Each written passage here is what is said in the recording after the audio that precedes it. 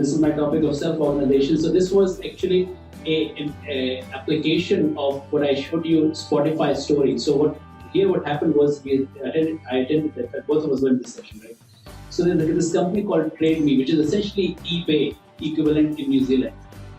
So this company of about 125 people, so the eBay they're the leading kind of a eBay type company in that market, and they have 80 people in engineering, and they were having a real right? So very stable teams, focused teams, and delivering higher, and they're happy every day. So this has been a very good success story. You will no longer hear beeps until someone else joins the conference. And they were going through this exercise. The broadcast is now starting. All attendees are in listen-only mode. Which said in a very visible term, post-it was, do what is best for TradeMe, the company. So if you're deciding, should I work on this, or this is my friend of mine? So they kept reminding of that governing principle, that do what is right and good for TradeMe, but still self-organized. So I think that seemed like was an important ingredient to making this happen. I think that's it. So I think I covered all the. Yes, I think I covered all the points written in here. So over to you, Yeah. So one of the things that in self-organizing, the circle that you saw in this picture here, which even showed us.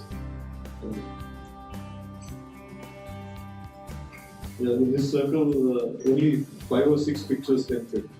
So you know when the team is full because there's no more place to put the pictures. So that was the way this is. So, and they also saw that when they threw the thing open, people they were just looking at each other and not knowing what to do. So they took iterations. So there will be product owners coming in, presenting and talking about what their team is going to do, and then they will give 10 minutes for the people to decide who wants to go.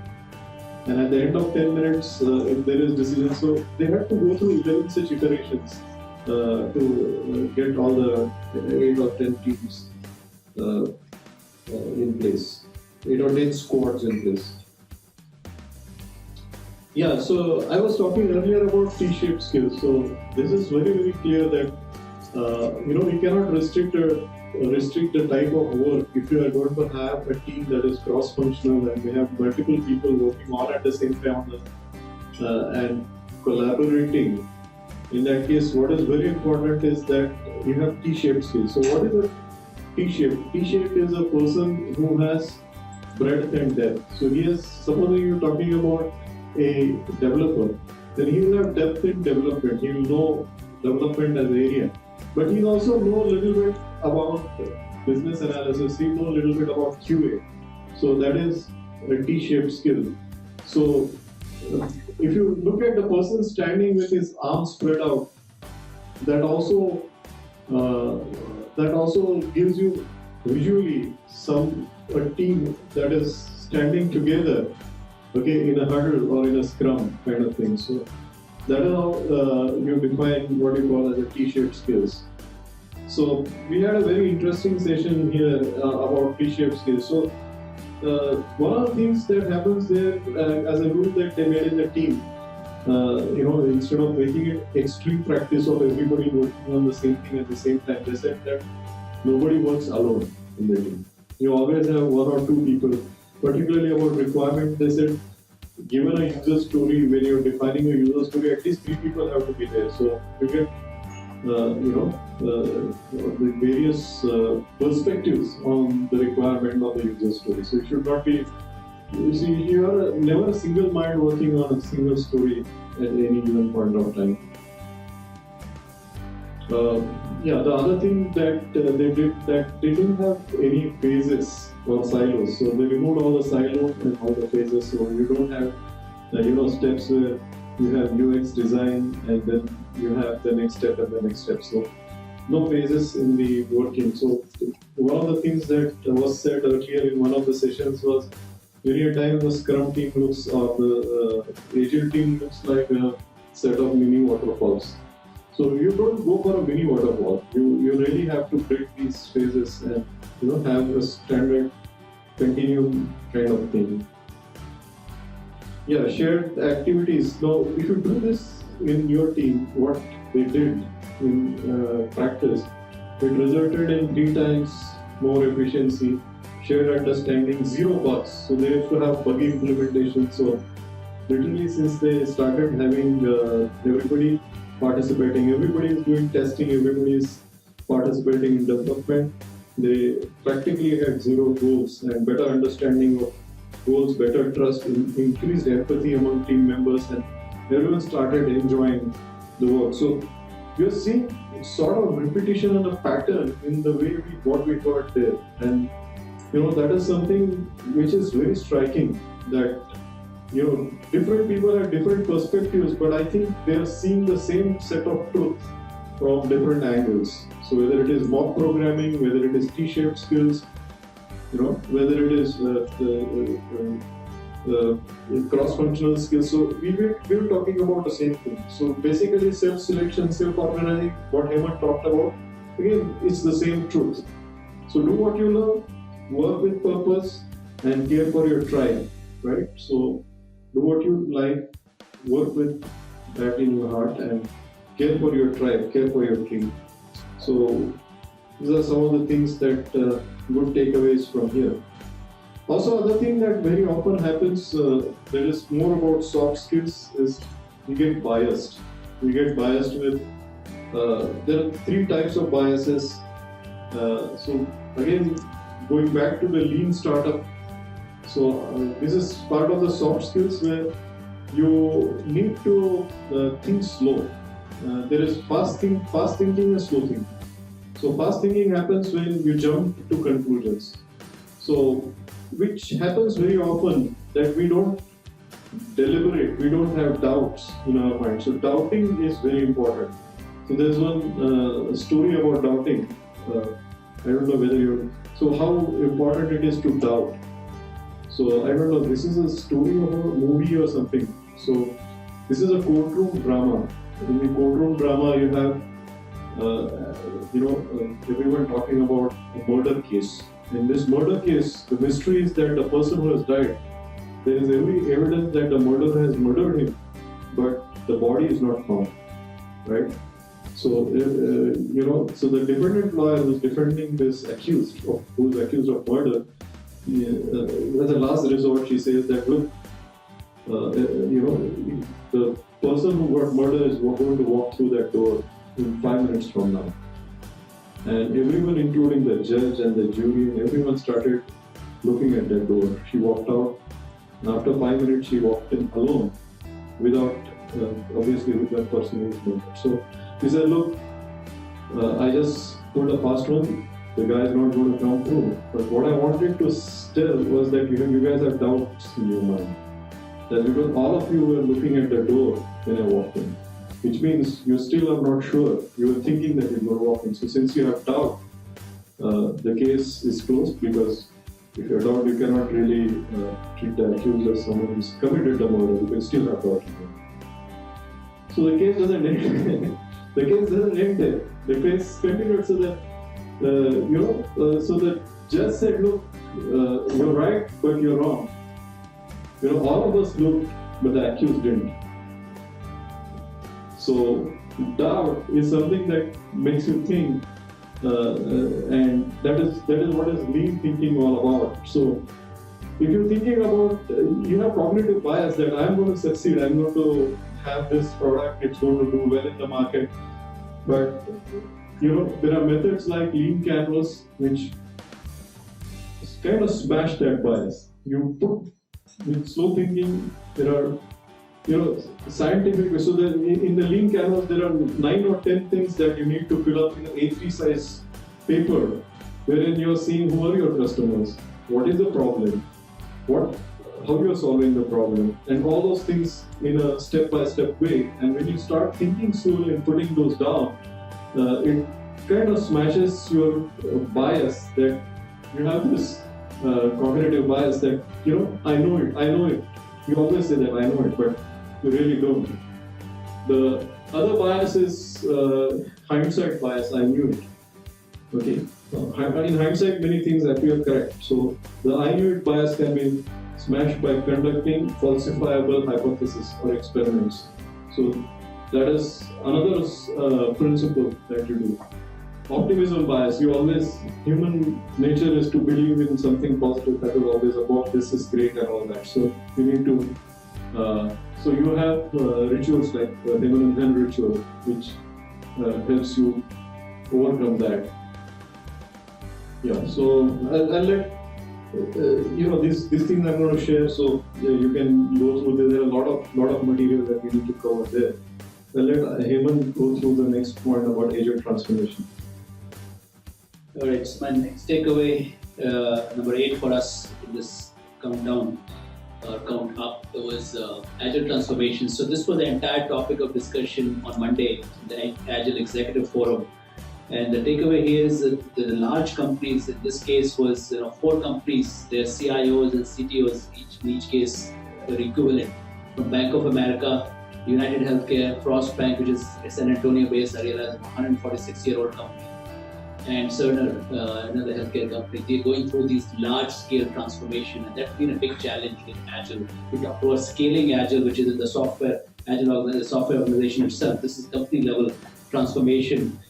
So these were all interesting case studies. They've all gone through it successfully. Some of them have been at it now for a couple of years, and they report back at this conference that we attended. So the main takeaways of how to do it and make it happen is, the first thing to recognize is the general theme you hear is that culture trumps any process and practices. So you've got to figure out a way to get to what is commonly now known as Agile mindset at the executive level. The way that you think about problem solving, the way you think about people over everybody else. Leadership needs to follow servant leadership model. You can't have a command and control model and still be able to transform to Agile. It just doesn't work. And it's less about framework. I introduced SAFe. It seems like the most popular one, at least. But it's not about the framework. It's about the culture change. So you got to figure out how to make that happen. And what I learned looking at each of these 4 case studies, where all of them had some remnants, I would call, of waterfall model. They still have to do budgeting. They still have to do upfront planning. There's a certain amount of that is called for. So they all figure out a customized version. They applied SAFe to a certain extent, and they will customize it. They will have a variation themselves, but to make it work in a management structure that they are in. But another theme in this case is coaches. So one common theme, you need coaches, of course, to go through Agile Transformation. But bringing in a coach for a few weeks or a few months is not a very effective model. Seems like very consistently echoed here. Because you bring in a coach because the coach brings a level of expertise of Agile practice, but you embed them. You hire them. You hire them in, they start learning your business, and they're part of your team. And that seems to be a better model rather than just bringing in a coach. So they actually share your business goals and all that while they're being coached to your teams along the way.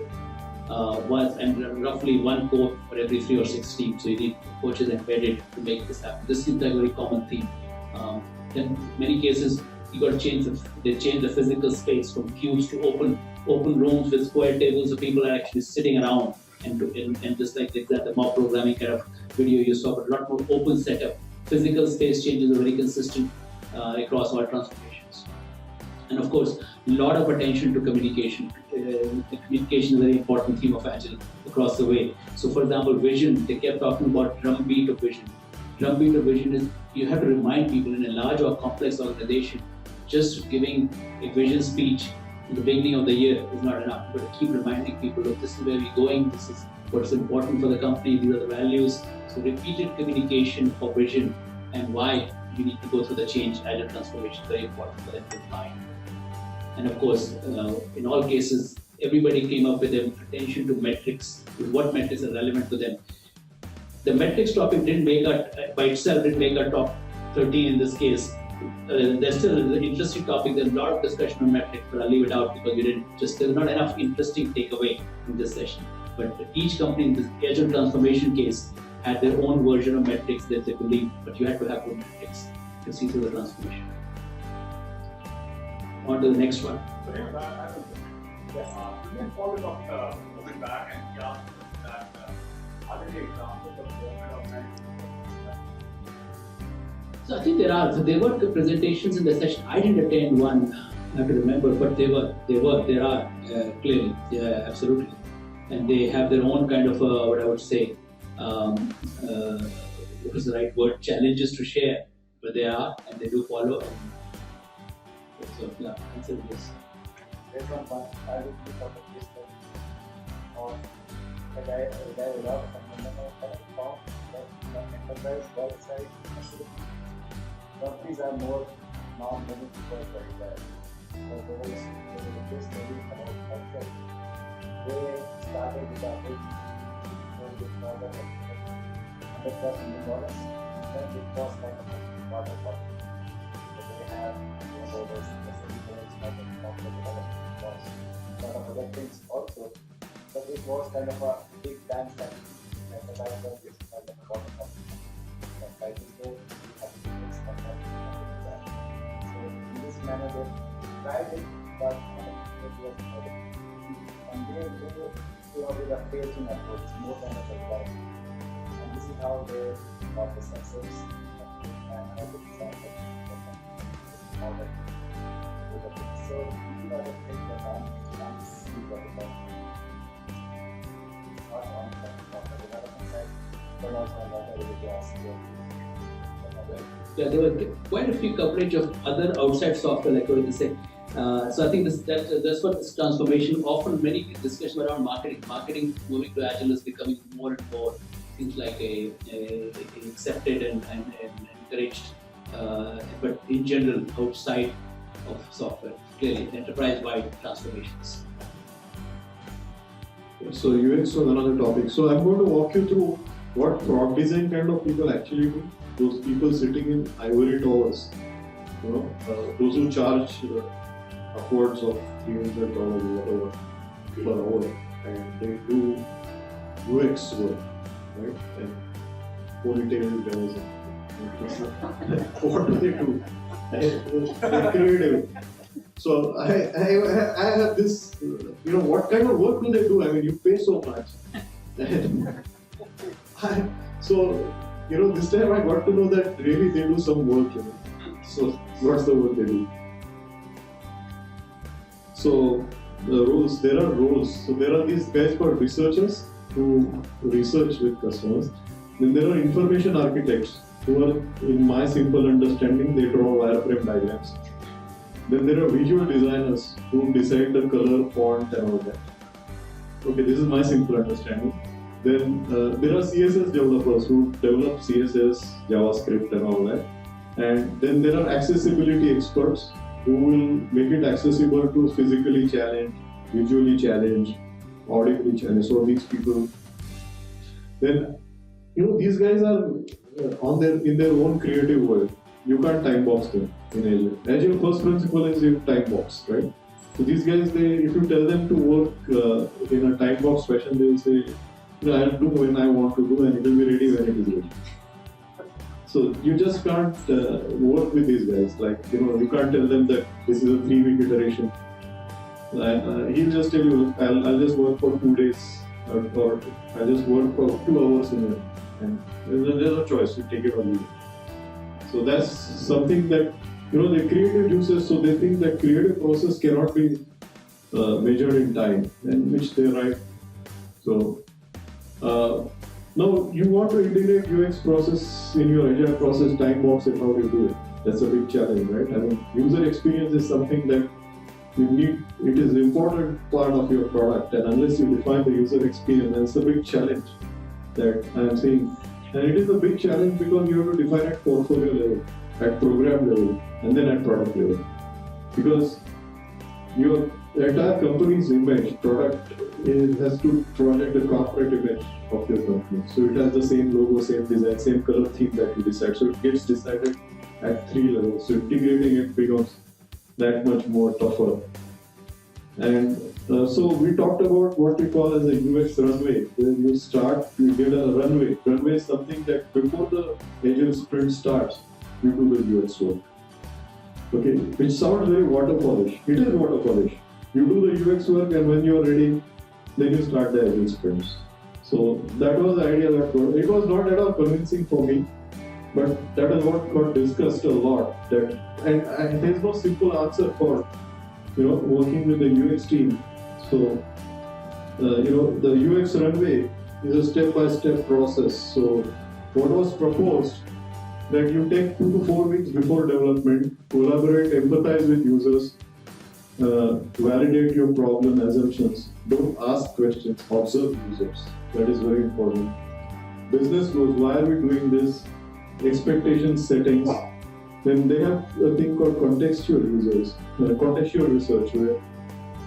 you can't observe the users by calling them to your office. Observe them in their environment, go to them. Okay, so that is contextual research. Then, and also, as you iterate, you might find that what you're building is not really somebody is not the right target customer, but his neighbor is, right? And you might decide to work for someone else. So the persona, user persona, can change in this process as you iterate. And so when you do this research, essentially you're not yet decided what is it that you're building and who are you building it for. So as you go through the process, you decide and you get insights into the patterns that you get through the research. Yeah, so there's an elaborate process that we went through, storyboards and getting paper prototypes across, and we actually went through this process. We actually did this as a workshop. It was very interesting.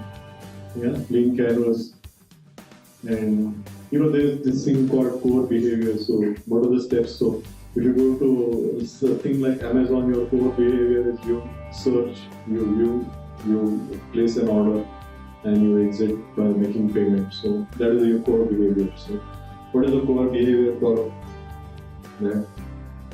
Then there was a lot of talk about mobile.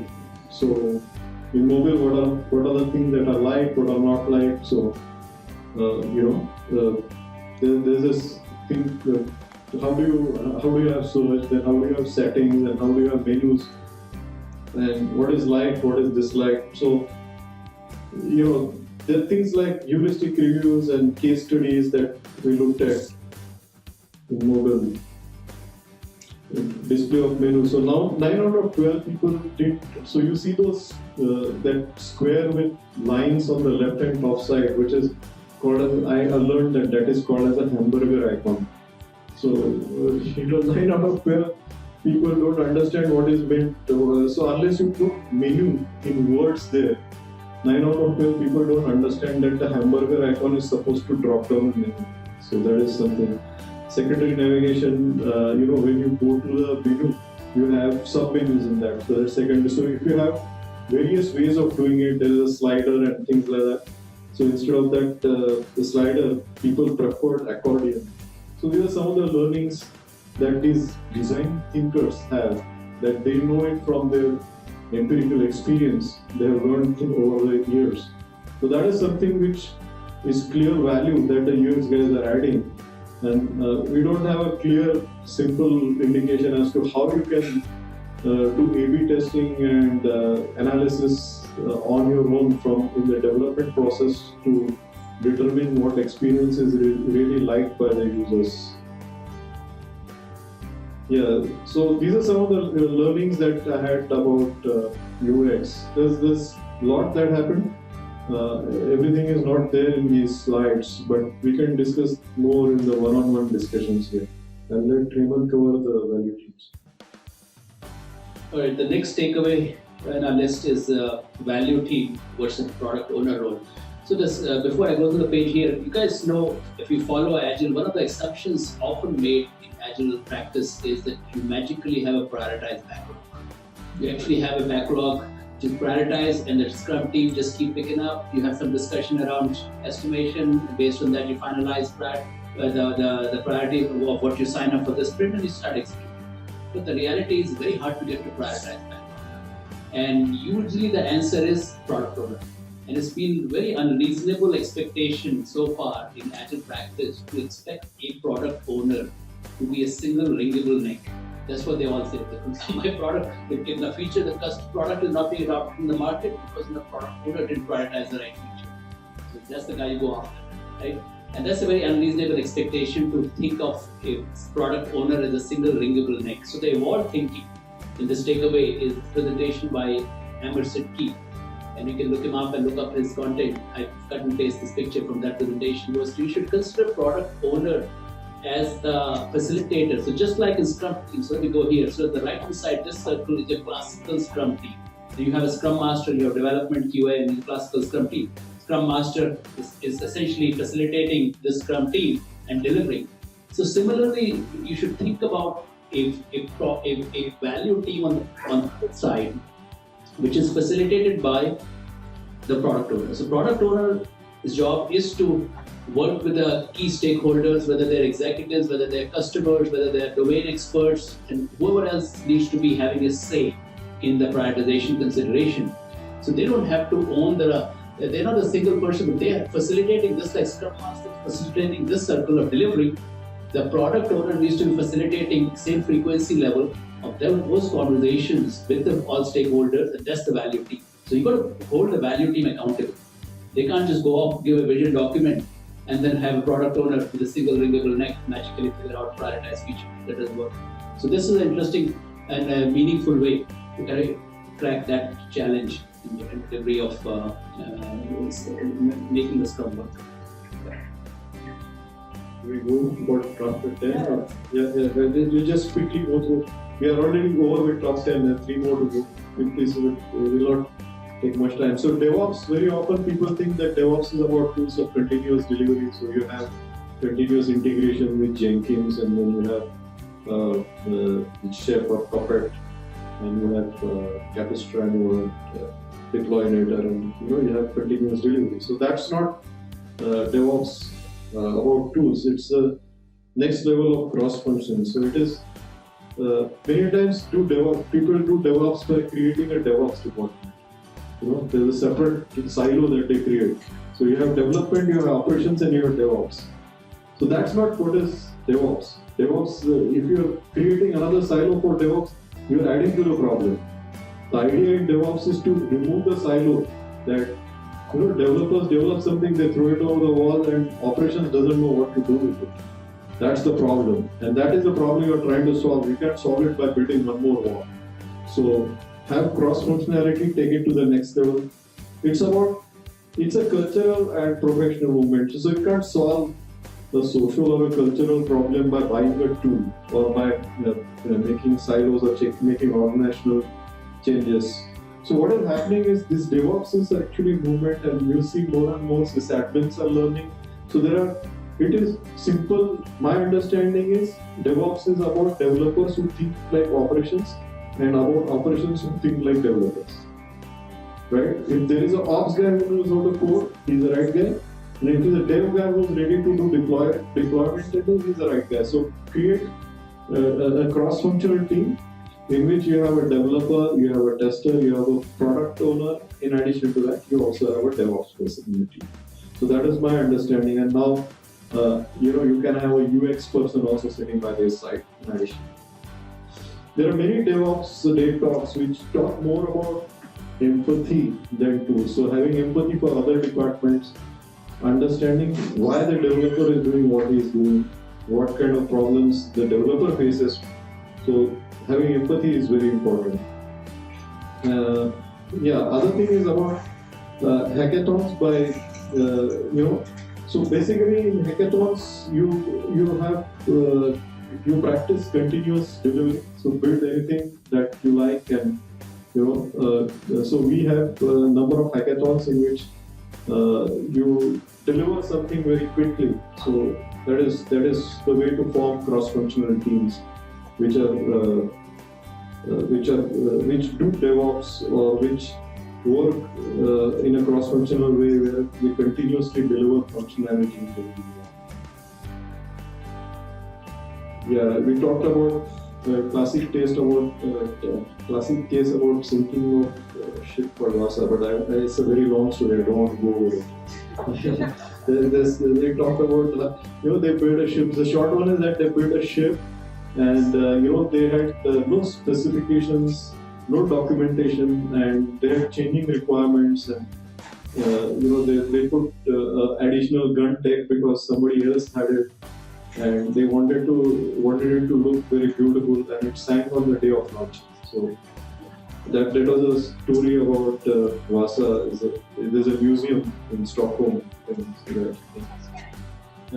Yeah, it was worse than Titanic. Titanic at least made it to the iceberg. Okay, I have a question. Yeah. I have a quick question.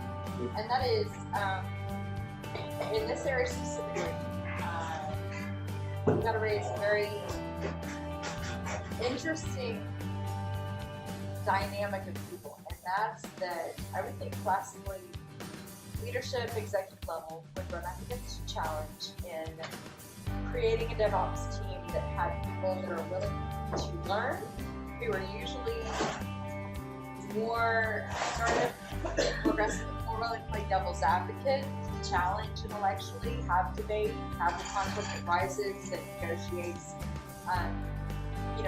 ongoing hydration around a problem-solving activity, and then having empathy, because that's really a vulnerable, softer skill, and it's hard to teach people who are as aggressive about developing new knowledge and launching, moving quickly through that process, and getting them to have compassion for other people, because they're often stuck in that position. They're often very willing to discuss it, but harder to move around to living in somebody else's shoes. So what do you do about?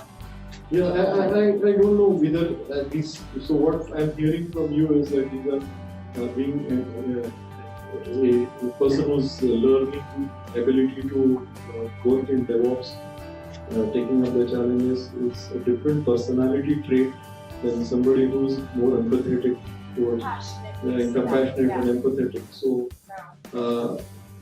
I'm not very good at psychology, so I don't know whether these two are different personality traits that cannot coexist. But I have seen very successful, the most successful businessmen, most successful sales people. One of the top qualities that they have is emotional intelligence and empathy. So, that answers your question. Underlying motivational values. So let's go to the next one, which is Ranjani's favorite topic, estimation. So this is a tough topic. We struggle with it as a team all the time, and I know many of you do. So and there's enough coverage of this in this conference. So these are the kind of two key takeaways, related ones that I'll cover here on estimation of software. So the first one is, remember the mock programming video that Vinayak showed, the Woody's Wool guy? I highly recommend you should look him up. So he last year started this movement called No Estimate. So the basic point there, and there was evolved thinking on that in this conference. So and if you look at, follow the discussion. So idea is that at a high level, companies need to estimate. Of course, you got to figure out at a portfolio level how much you're going to spend in this kind of product line versus that. But at a feature level, estimation is a waste. So the point is, when you're building software is not unlike manufacturing, where you're making repetitive product widgets, and therefore you know when you make the same widget again, what it's going to take to make it. So you can estimate. In software, that's actually not often true. So trying to estimate in software and doing bottom-up detailed task level estimation with the lean thinking is actually waste. The point is, you could take the same energy and time and deliver working feature. So why spend undue amount of time in estimating when you can actually be taking that time to deliver real product, real value? So that's very important. So the point is, so that's one kind of key takeaway is to reconsider bottom-up estimation that we've been doing for large projects. And then I'll go to the next topic. So do the portfolio level kind of based on top-down business economics and all that. You decide how much you want to spend against that product line. Use it as a constraint. And then with that constraint of budget and therefore headcount and resource and capacity, you start delivering stuff. You prioritize based on business value. Don't worry about bottom-up estimation. Now, having said that, I think there's some disclaimers here or some exceptions that if you're going to use estimate as a way to prioritize, if you're going to do, John, you were talking about anchors, both and anchors with Vinayak earlier today.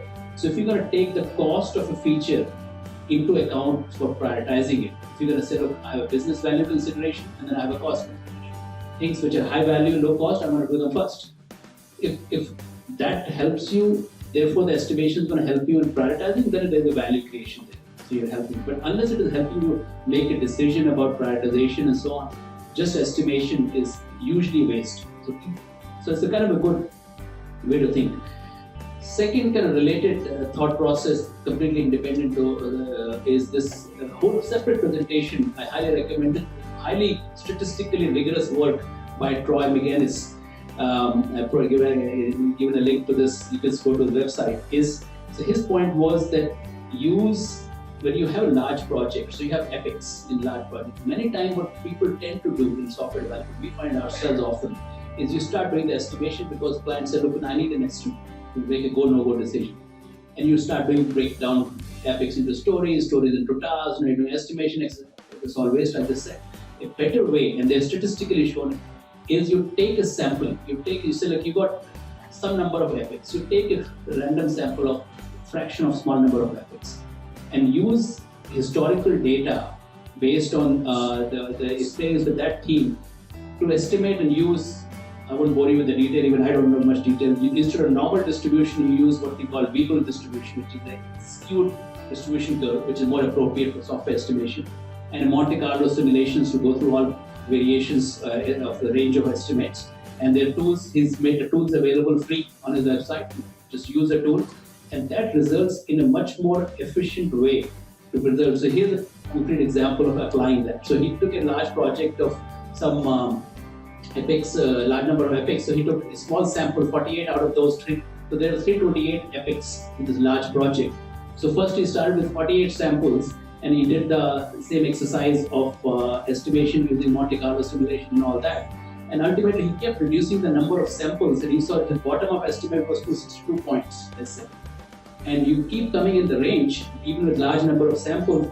But even when you boil down to just 6 samples, you just take 6 epics, 6 random epics out of that, and use that for estimating using historical data, and you do the simulation, you end up with a fairly tight estimate that would have otherwise you have spent days and days doing bottom-up calculation. Estimation would have been no better, no more precise, because it's guesswork anyway. Even a developer, when they're estimating a story, they're essentially doing guesswork. So why do guesswork? Use empirical data, use statistics to your advantage that are proven, and use that to estimate. And then that's good enough estimate to make a go no-go decision whether this is a worthwhile investment or not. And start with. So that I thought was a much better way to approach estimation than what we generally find ourselves often doing. So this CL is a confidence level, right? Yeah. CL 50% confidence, 70% confidence. Yeah. So Conway's law, we talked about Conway's law.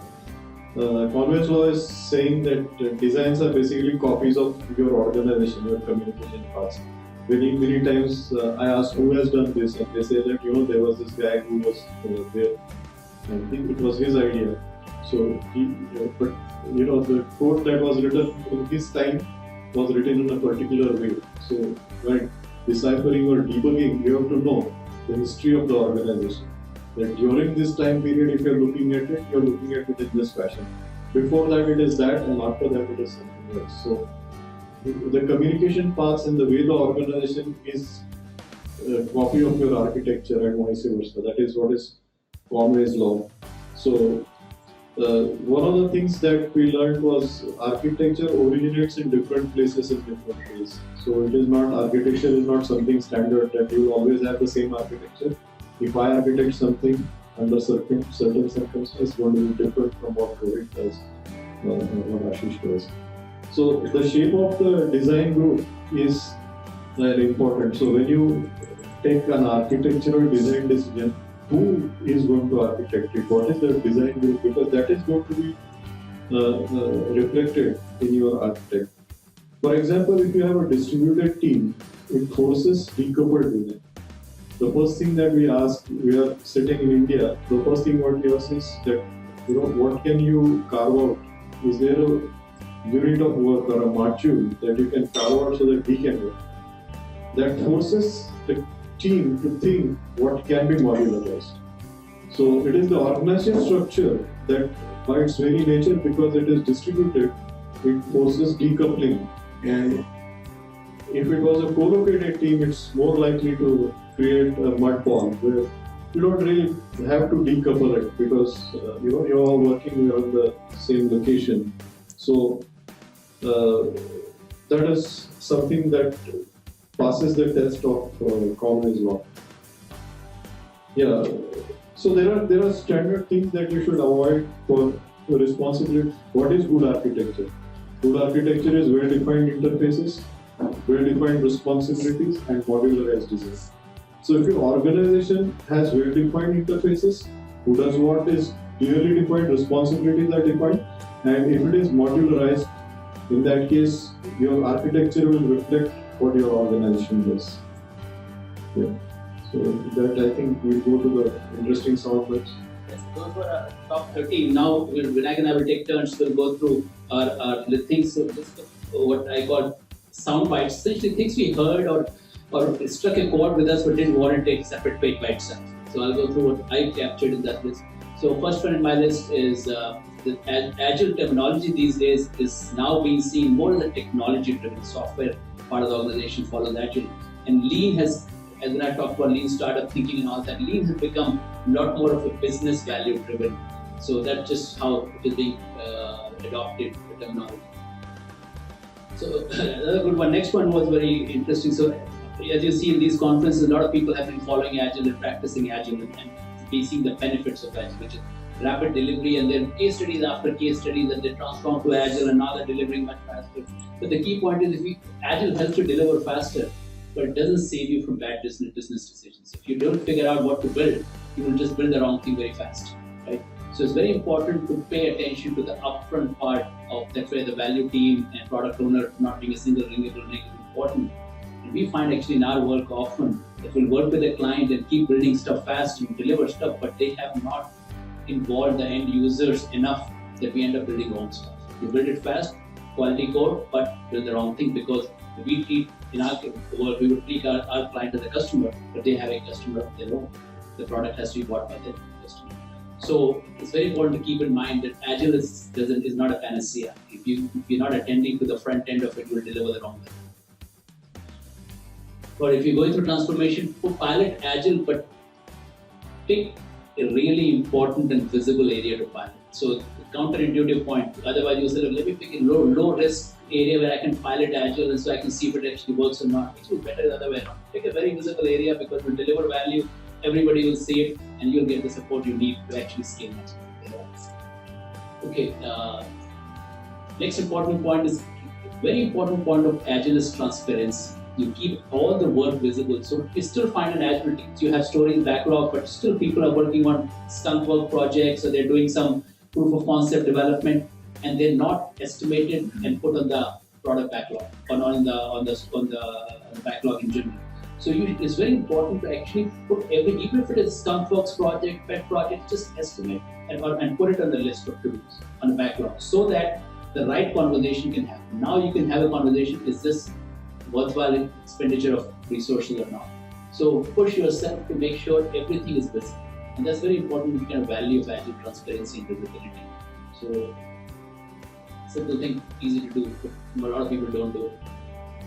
When I talked about the next one, which is to really understand customer needs. So this comes up about in the discussion of Steve Jobs. People say, look, you say that we should do bring customer into discussion, but Steve Jobs came up with iPhone, and how did he do? He didn't do customer research. But the point is, the people who have gone back and researched is that you have to observe the customer in their environment and infer what they need. You don't have to ask them. Many times you ask customers what they need, what do you need? You would, like they say in case of Henry Ford, if he asked what the customer needed, they would say faster horse. Right? But he invented and built the car. Right? So you have to kind of keep that in mind. If your users will give you incremental inputs, and incremental input doesn't create innovation. So I think you have to really observe customers in their environment and then infer what they need rather than ask them what they need. Key requirements for Agile. All said and done, ultimately the two main requirements for Agile, successful Agile, is you got to be clear on the definition of that, be clear of that, and have culture, the right culture in the company. And the practice, specific practices and all that are not that critical for adoption. Then every year in the Agile conference, there are discussions around there are 4 values. All of you probably know the 4 values of Agile.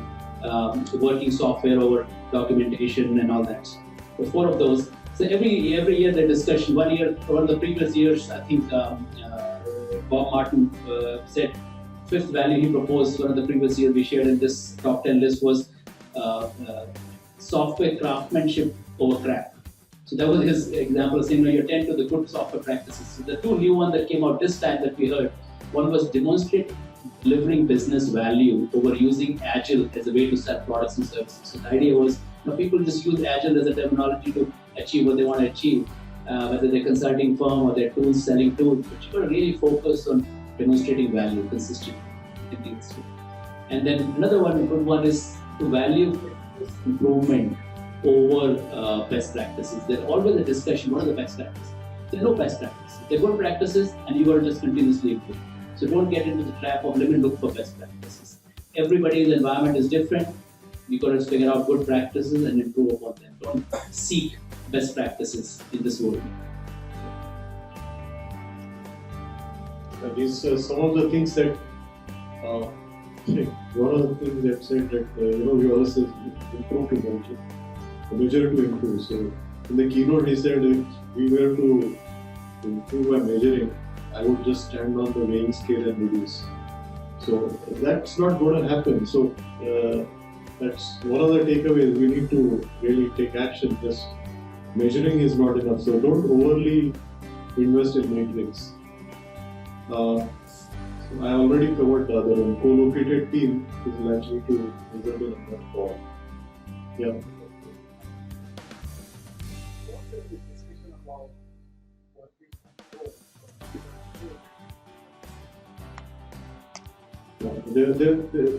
Actually, this is something which was in Conway's law. So there was no discussion on difference between working from home. So the question is whether there was a discussion on work from home was not discussed. Yeah. Architecture is a social discipline. So you have to, empathy is a part of your architecture. So you don't look at it because it impacts your daily life. Wrong architecture can land you in a bad shape. Yeah.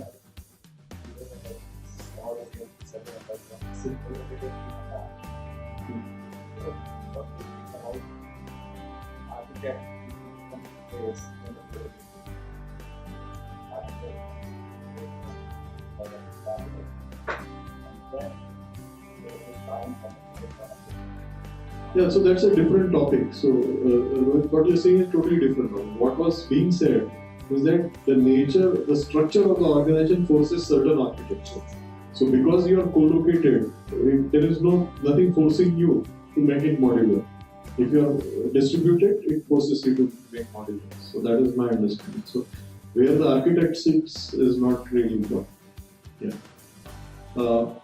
I also covered this one. Scrum teams worked in compressed waterfall models. This was also covered by asking users to participate. Many people think that why the user should participate in early. Why would he do that favor to me? Actually, they feel that they are getting importance. And they feel better. So you are improving your brand image. You are not damaging. Another thing that was said, politics tax is the amount of time spent on CYA. So most of the organizations, you have the most time-consuming activity that happens is CYA. So politics tax is that amount that you spend on that. The other one I already covered. The very word engineering is limiting our thinking of what software can do. And last one is continuous delivery is a journey. There is no need to get there now. So don't have to in a hurry scramble and get there now. The direction is right. So as long as you keep that direction, when you reach there is not an importance of journey. So I think that. Yeah, so that's pretty much it for our list of top 13 and key points that we just covered. So we'll hang around here, have more drinks, and ask us any questions about this content. I think this was just our kind of perspective on what we learned. Hope you got something out of it. Okay. Thank you.